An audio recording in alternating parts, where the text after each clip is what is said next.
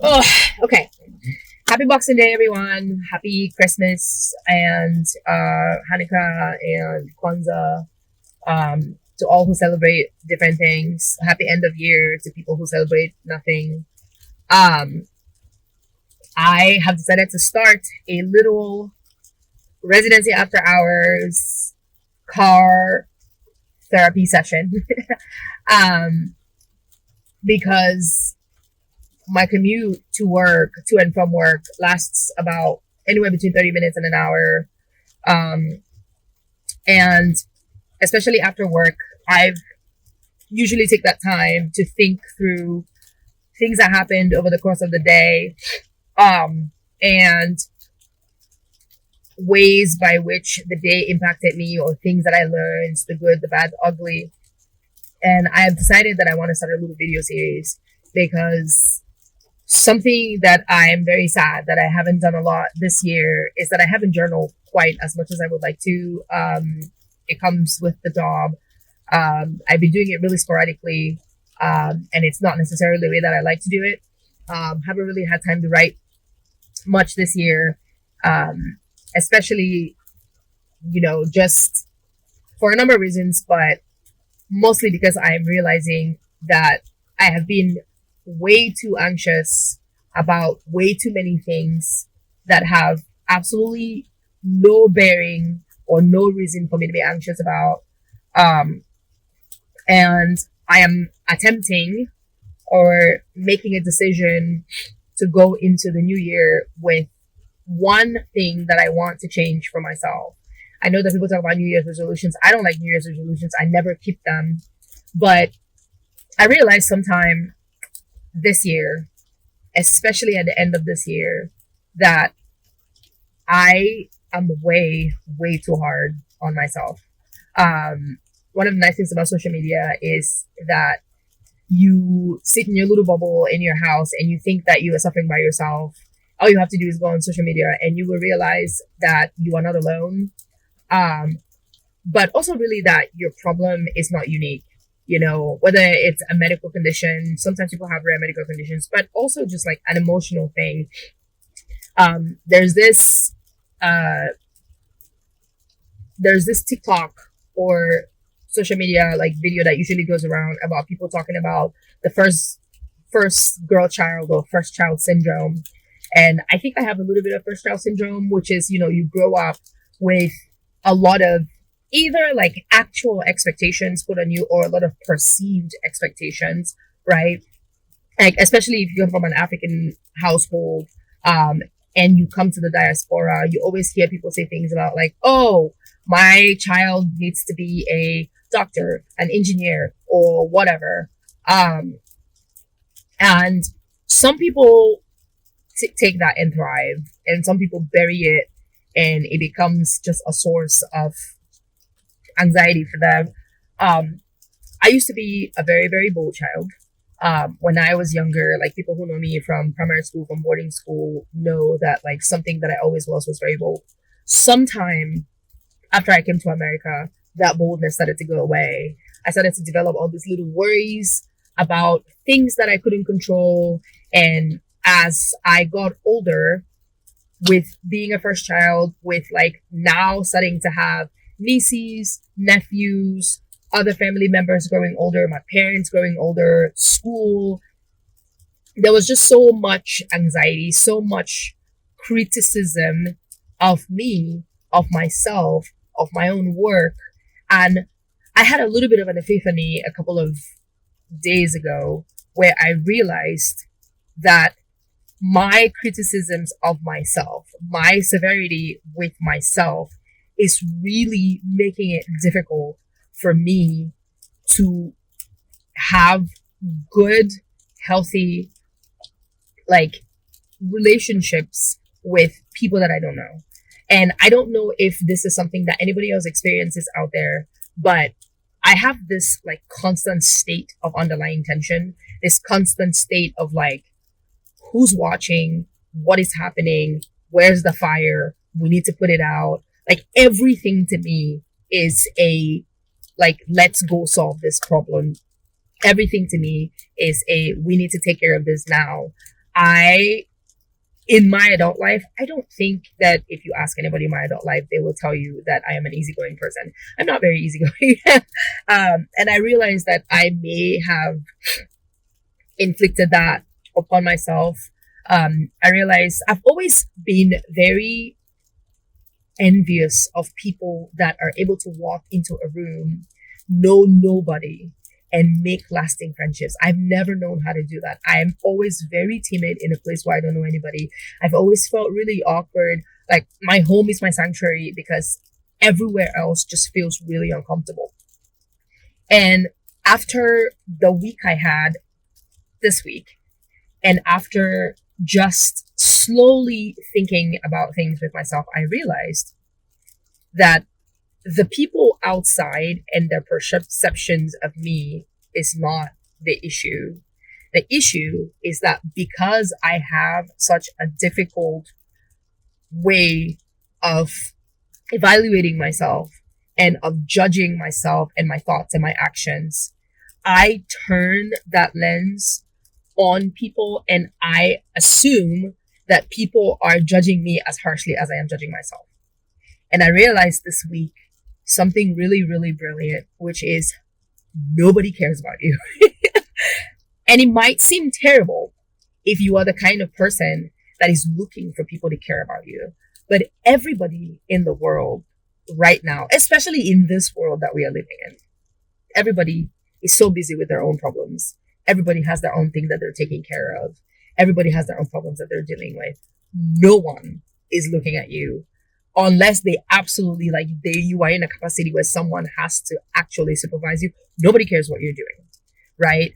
And I realized, and it took a load off my chest, that I don't always have to look at people and think that they are watching and think that I am being judged and think that,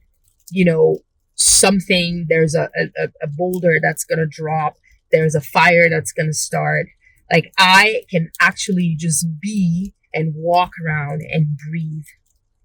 And it's been a really hard discovery for me. I have a really good friend that I always talk about these things with. And the last time we spoke, they mentioned, every time we talk, actually, they mention to get therapy because, of course, it's always nice to talk to someone about these things. And I have always put off getting therapy, one, because I don't even have primary care right now. I have not seen a primary care doctor for a really long time, and therapy is expensive. I don't think that it should be, and I think that people who are doing the kinds of jobs that we are doing should probably have access to therapy. Should definitely have access to therapy because this job is stressful. So I don't have a therapist.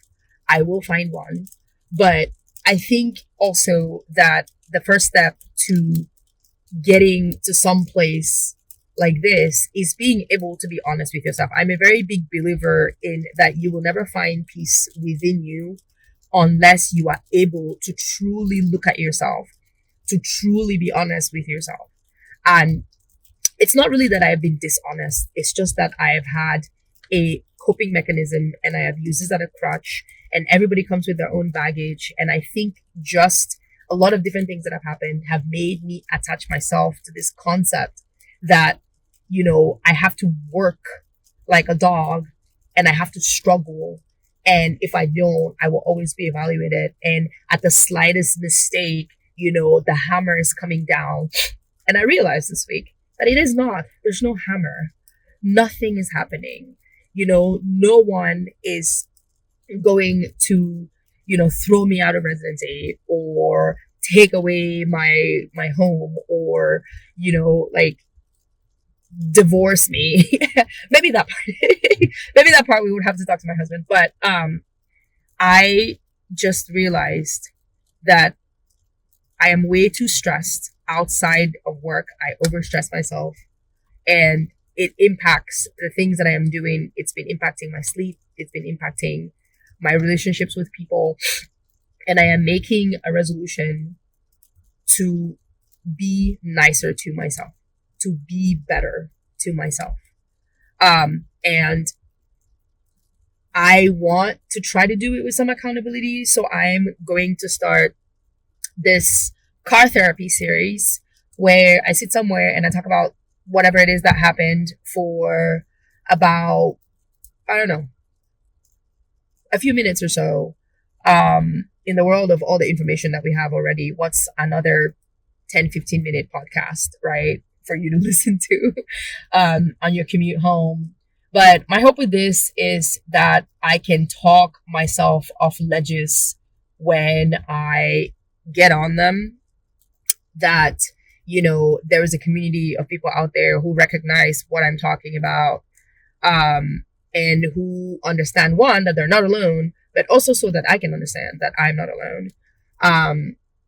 I'm grateful for everybody that has supported me throughout, all the times that I was waiting, applying for medical school, through my transitional year, through getting here. And I know that there is a tribe. I have a tribe that is actively rooting for me to go through residency, that's actively rooting for me to do well. So I need to look at that as not a source of pressure, but as a source of encouragement. So I'm going to try to do these as often as I can, as much as I can. If this reaches you today, thank you for watching. Thank you for listening. I'm going to try to post these to as many places as I have. My social media skills are terrible, but hopefully this reaches many people. Hopefully I have interactions with folks, and just figure out a way to not always feel like my nerves are being stretched to the limit. Today was, out of 13 days that we had, by far the best day that I've had, because the pace of the day, the things I was doing, the way that I was doing them, the amount of space I was doing them with, worked out exactly the way that I would like my day to go. And even when it felt like it was stressful, I was able to talk myself out of different things that I felt like were outside forces that were trying to take away the tempo. So hopefully with that, and with some introspection, and with some just, talking through things, talking to the void, hopefully things are going to get better. The long and short of it is I've been through 6 months of residency. I've had incredible highs. I've had just heartbreaking lows. There've been things that have happened that I still don't understand, don't know how to explain. But at the end of the day, I'm still learning. I have my first general surgery in-service training exam in February. I don't like standardized tests. I have never been very good at them. I am trying to do my best to make sure that that goes well. So that's one thing that's lurking in the shadows for me. But more importantly, is just to be able to put one foot in front of the other and just keep going. I hope to have, with this new realization of things, I hope to have a much less anxiety filled next year. How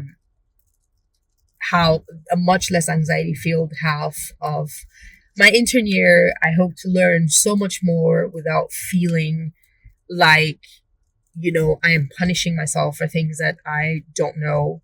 I hope to take things with a grain of salt, and I hope to give myself more grace. If you've gotten all the way through here, thank you so much for listening. Merry Christmas, Happy New Year, and see you in about a week when I resume residency with my night float rotation, which is going to be a lot of fun. All right. Have a good night.